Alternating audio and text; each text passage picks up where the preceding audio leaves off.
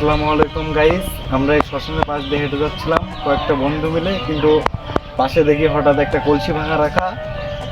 তো আমি সেখানে গিয়ে দেখি কলসির ভিতরে কিছু ভয়ঙ্কর জিনিস রাখা।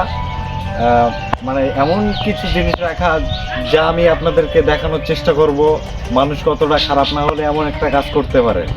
আসেন আমাদের সাথে।